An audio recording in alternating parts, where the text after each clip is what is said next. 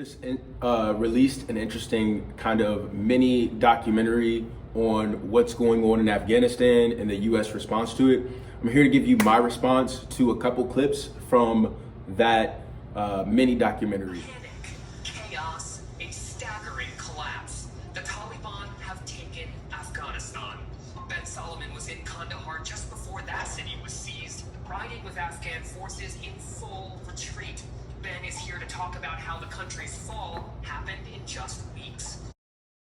In the U.S., President Biden blamed, and I can't believe I'm saying this, the Afghan military. We gave them every chance to determine their own future. What we could not provide them was the will to fight for that future.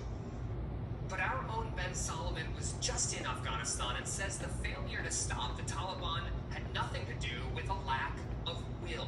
He joined me earlier today to talk about what he saw.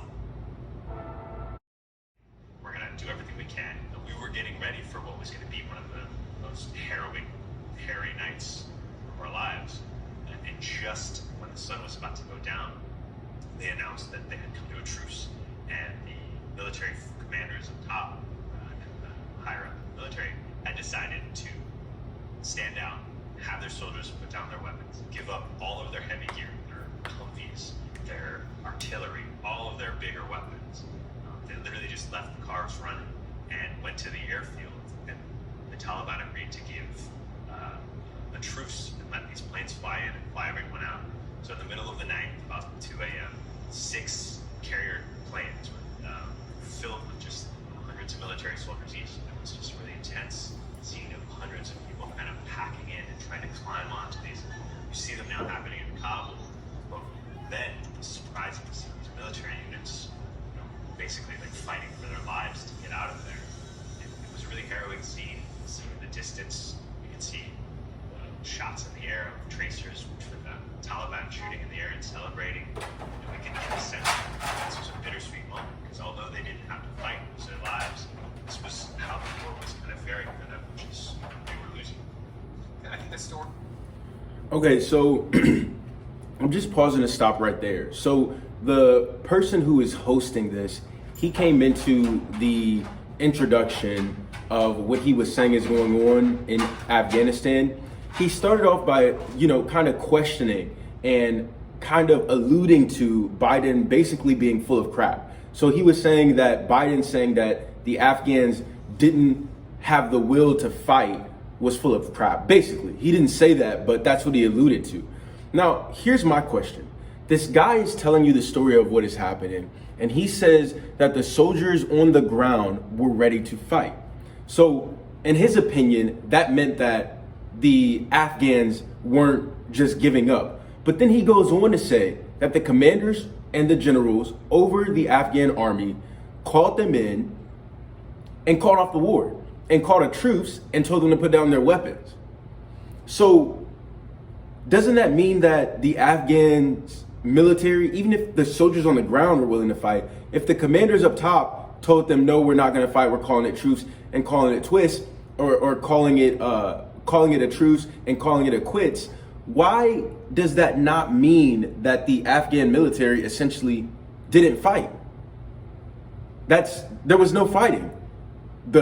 According to what he's saying, the U.S. military didn't say to the Afghan military to put down their weapons. The Taliban and the upper-ups and the higher-ups in the Afghan army called a truce.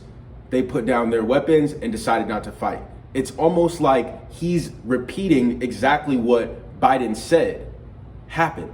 So I'm not sure why this host guy is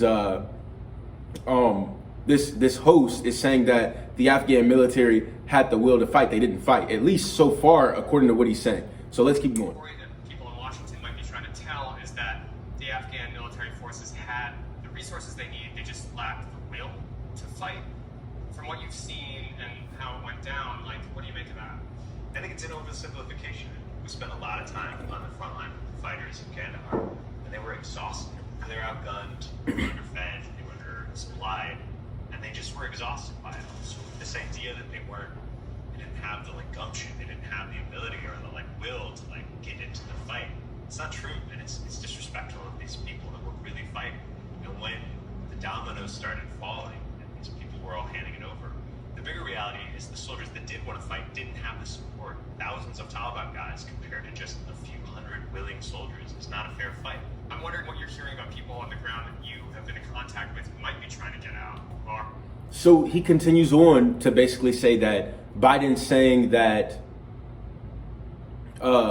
they didn't want to fight, or they didn't have the Afghan military didn't have the will to fight, is an oversimplification. He says that they were fighting before. I'm assuming that he's talking about when American forces were on the ground with them, but they were tired once the Taliban came, and there were the soldiers who were willing to fight, which means that there was a subgroup of soldiers who were willing to fight. But I assume that that would also mean that there's another group of soldiers that weren't willing to fight, were outmatched, because if a couple hundred a couple hundred Afghan military soldiers wanted to fight, but the others didn't want to fight, and then the Afghan military has thousands that are willing to fight, it's unfair. And then he talked about how they were undersupplied and things of that nature.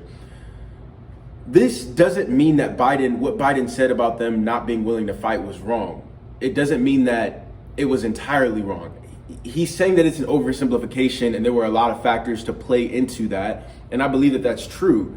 But I don't believe that Biden was just on the podium telling a lie about what happened there. He might have been oversimplifying how complex the war is, but I think in the time frame that he had to explain to the American people in that press conference of what was going on, I don't think that he was solely lying there.